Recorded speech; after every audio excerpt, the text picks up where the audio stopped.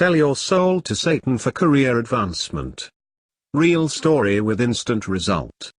I want to start off by saying I was not the one who sold his soul.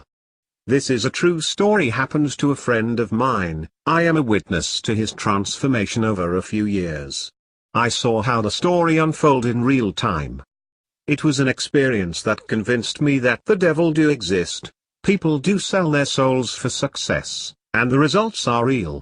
I am not endorsing the practice of soul selling. I am telling you the story as is.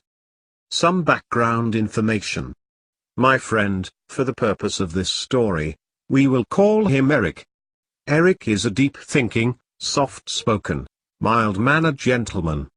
Having said that, he came from a deeply troubled past. He was a high school dropout and had long history of legal troubles.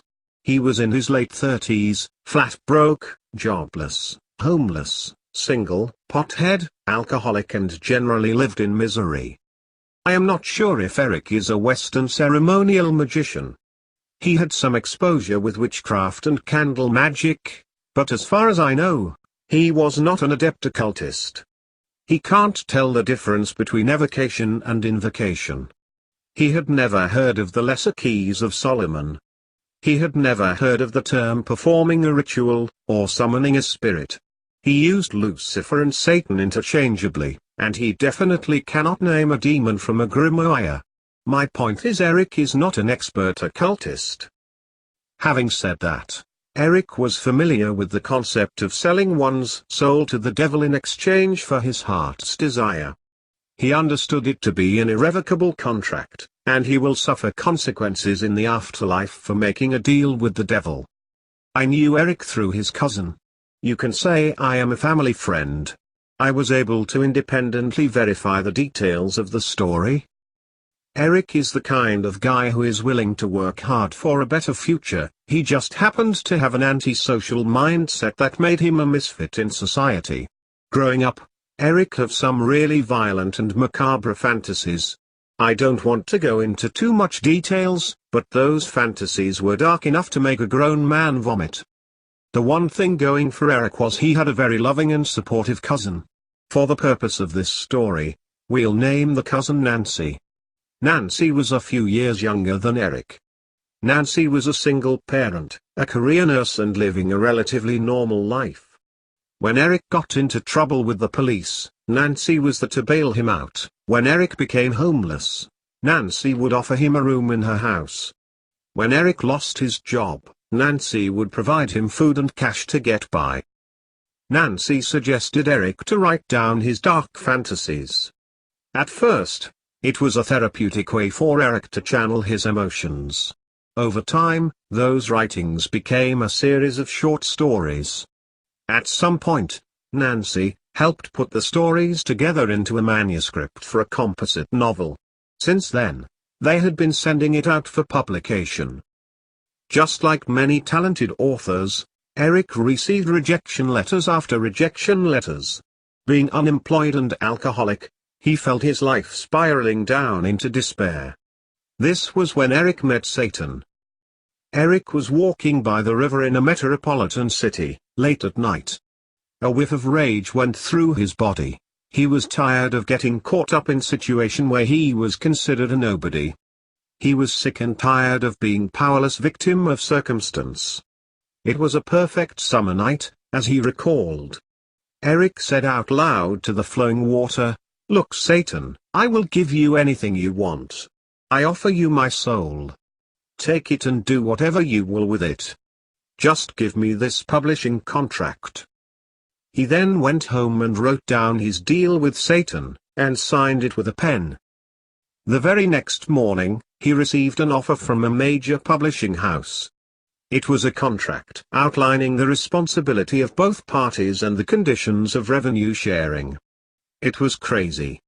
Literally, the night before Eric sold his soul, the next day Eric got exactly what he asked for.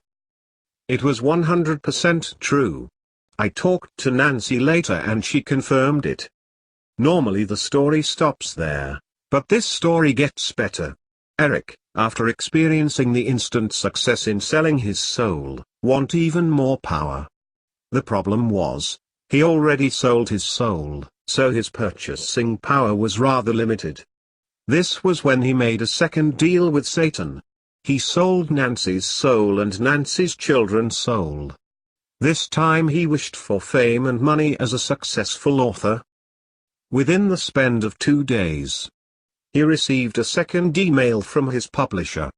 Apparently, his stories were so good, it caught interest of a nationally syndicated daytime talk show. The publisher's public relations team was bombarded with requests for radio interviews. It took them a few days to sort out which one was worthwhile for Eric to attend. Another career breakthrough, the publisher was impressed with the media attention. Eric was upgraded to an elite tier of author. That means special privileges and a dedicated public relations agent.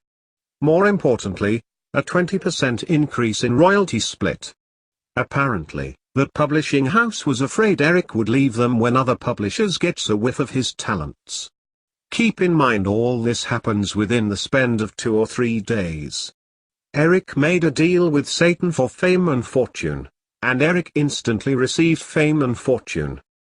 I later asked Nancy if she knew Eric sold her soul and her children's soul to Satan. She said she knew. She didn't seem upset at the slightest though, she just kind of laughed it off as something that her crazy cousin would do. All this happened about 2 years prior to the making of this YouTube video. These days, Eric seems to be more well off, moved out of Nancy's apartment, quit drinking and stopped smoking cannabis. He wakes up early every day and exercise often. He had been jogging alongside of that river where he sold his soul to Satan. I can tell he is a changed man. He lost some weight and seems to have more mental focus. He seems to be living a purposeful, inspired life. He routinely credits his success to Satan. Last time I talked to him, some Hollywood producers were interested in making a movie based on his work. He was asked to submit manuscripts for multiple screenplays. He got excited when he told me he was being flown out to Los Angeles, all expenses paid. Apparently, it would be the first time he ever traveled in an airplane. What a transformation. He even offered to buy me dinner for being his friend when he was down in his luck. I have yet to accept his invitation. What a transformation though. When I met Eric, he can barely afford peanut butter in his sandwich. Now he wants to buy me dinner at a fancy restaurant. As for Nancy, shortly after Eric sold her soul to Satan, she got a full scholarship to get her master's degree in nursing. Upon graduation, she will double her salary. She also got into a stable, long-term relationship, something she struggled to maintain throughout her life. Her boyfriend seems like a good guy. I don't know much about him, but he seems like a solid father figure, so her children are enjoying a stable family for the first time in their life. I am struggling to find a drawback.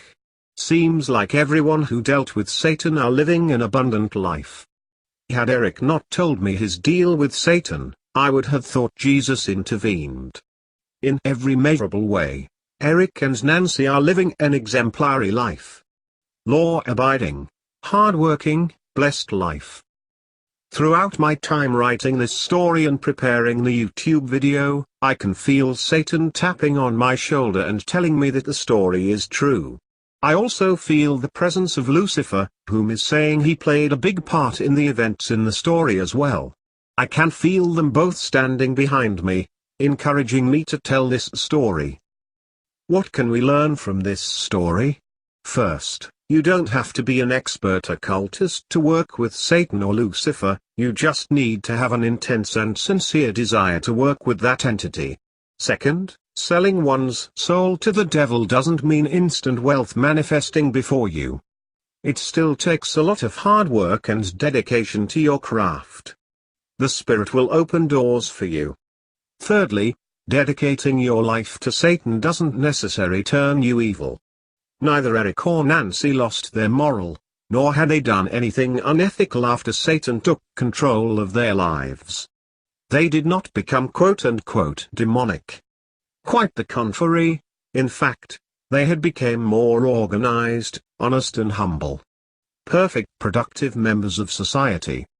I remember Eric kept repeating a line, as if channeled from the astro plane. He said, "The contract is always there if you want to sign it." The way he said it seemed like it was an invitation for me from Satan to join him on the dark side, so to speak. I asked Eric if he was ever worried that he might spend eternity in hell, or if he worries that Satan would one day come to collect what he was owed. Eric seems to be at peace with it. He said so be it. He seems very comfortable following Satan wherever Satan led him. From my perspective, watching Eric's life unfold changed the way I look at the occult world. It turned me from a skeptic into a full believer. The transformation was so complete, it's like turning a frog into a prince.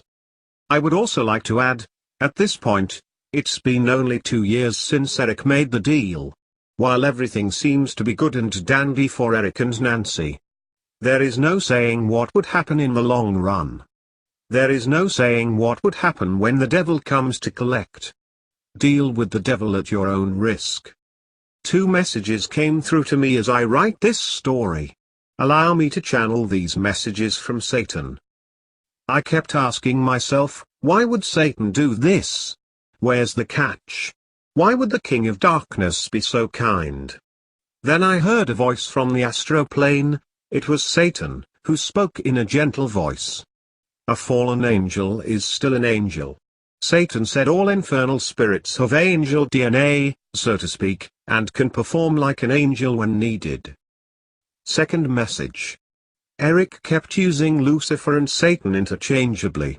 Even though when he signed his soul-selling contract, he specifically said Satan. As I was trying to remember which entity he worked with, I feel the presence of both Lucifer and Satan. Lucifer's energy was very powerful, yet Satan's definitely let his presence felt but in a more subtle way. A voice from Astroplane explains to me, and I think this was Lucifer's voice. He said Satan and Lucifer works like the yin and the yang. Lucifer is more of a yang energy, powerful, brutal, taking care of business by force. While Satan is more of yin energy, cunning, manipulative, taking care of business by clever indirect means. It is not unusual that when people evoke the devil, both Lucifer and Satan were summoned. That's why people get confused between the two. I am very curious to learn more real-life stories of people who sold their soul to the devil. Do you know anyone would had sold their soul to a spirit and enjoyed success? Please use the comment section below and tell us your story. Lucifer and Satan would love for you to share the story, but they are only interested if the story is real.